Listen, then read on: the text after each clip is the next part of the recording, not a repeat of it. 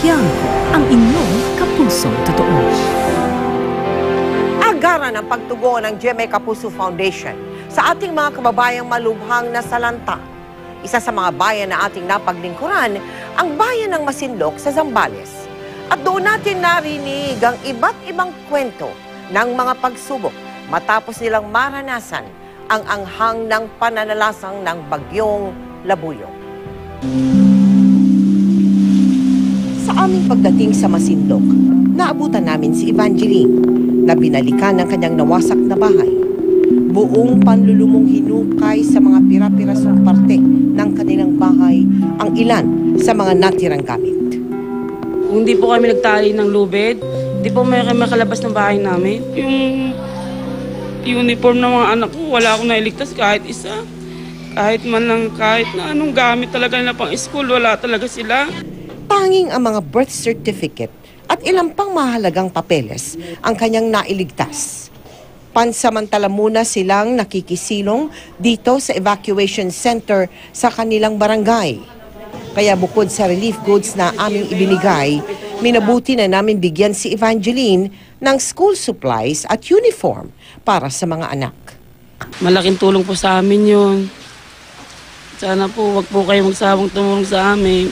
Nahandugan din natin ang grade 3 student na si Jericho na mga bagong school supplies. Dahil maalo ng dagat, hindi raw kasi muling makapangisda ang kanyang ama para makabili ng bagong gamit. Gaya nito, malaki pang alon. O baka sakali po, bibilang kami 4 o 5 araw pa, hindi pa kami makalaot. Gagawa ko ng paraan para hindi magutom ang pamilya ko. Kinagabihan, daang-daang pamilya ang natulungan ng ating Operation Bayanihan. Para sa kanilang lahat, sariwa pa ang takot na naging dulot ng pananalasa ng bagyong Labuyong. Kaya lang ngayon lang, tumaas ang tubig ng ganun. Halos umano na sa atip ng bahay ng mga bahay. Masayang masaya po. Siyempre, ngayon lang po kami nakatanggap ng ganitong tulong. Naibigay niyo po yung lahat ng pangangailangan namin, katulad po ng pagkain, damit, flashlight. Nagpapasalamat po kami na narating niyo po kami dito sa Zambales.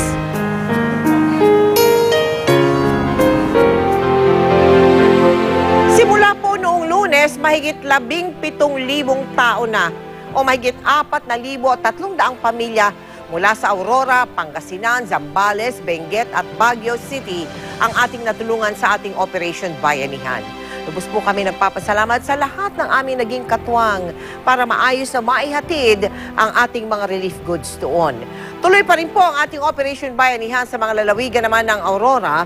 Tumulak na rin po ang GMA Kapuso Foundation team papunta ng Quirino para sa mga nais tumulong sa mga nasalanta ng bagyong Labuyo. Kailangan po ng mga pagkain tulad ng bigas, noodles, delata at bottled water. Tumatanggap din po kami ng tsinelas, banig, kumot at iba pang kagamitan.